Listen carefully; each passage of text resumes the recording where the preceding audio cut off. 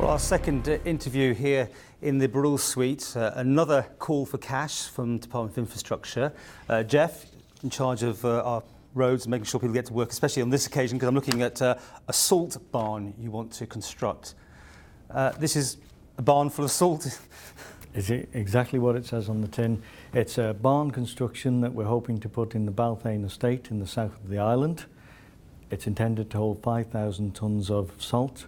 From the outset, it will look like a large barn. Inside, it's slightly different in that it has 3-metre high concrete walls to retain the salt, reinforced heavy-duty concrete floors, because obviously we'll have loading shovels going in and out of there. So it's quite a high-impact environment.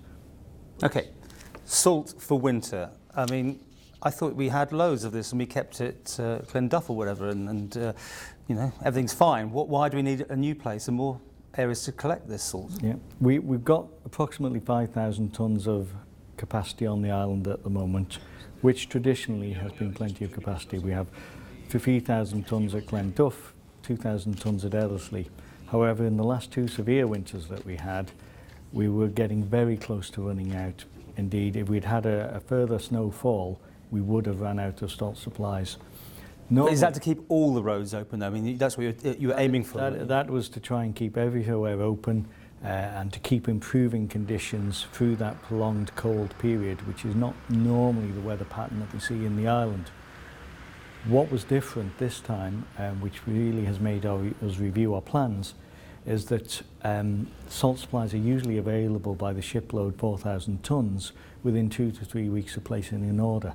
Because the entire Northern Hemisphere was in the same situation as we were could not get orders for salt. Indeed, we were scouring the world as far away as Chile to see if we could find supplies.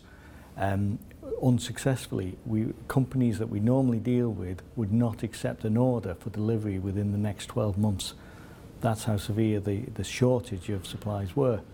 Unlike the UK, where local authorities were able to send a lorry up to the local salt mine, we're not in that position. It has to come in by ship. So we were in a position where we were seriously in danger of running out of salt.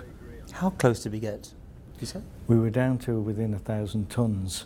We'd already taken precautions to try and minimise the use. We'd stopped giving out quantities of salt to businesses that were demanding lots of salt at that time. The salt that we were putting in the salt boxes that we've increased the number of around the island, we'd started mixing 50% with sand.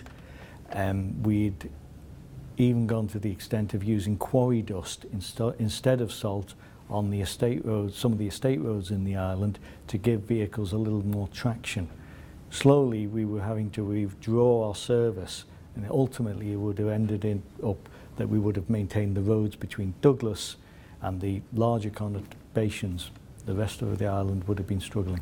Because we're in October now, so are you going to be under the same problems if we have a bad winter that's coming up now? Because this won't be built in time, will it? As a precaution, it won't be built in time. So as a precaution, we have bought an additional 5,000 tonnes of salt, which is on the island at the moment, kept under canvas cover. Because it's got to be kept really dry, hasn't it? This stuff can really go off. You can lose, what, 25% sometimes? You can lose 25% of it. If you don't keep it in the correct conditions, you can lose up to 25% of it a year, either through washing away or through poor application when you do use it. So it makes sense to keep it in dry conditions, although it might be several years before we need it.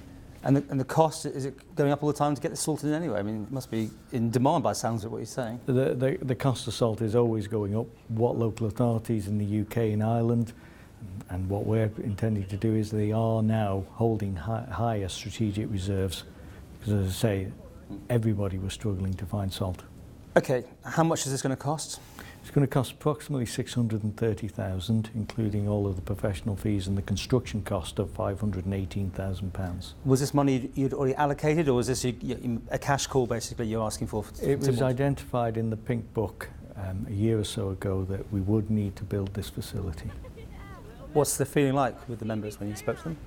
I think what struck a chord with the members, because they were impacted directly with it, was the vulnerable in the society who could not, through that prolonged period, get out of their homes. People were trapped with their cars, they couldn't get out for food. We had difficulty getting people from the hospital for medical transfers off island.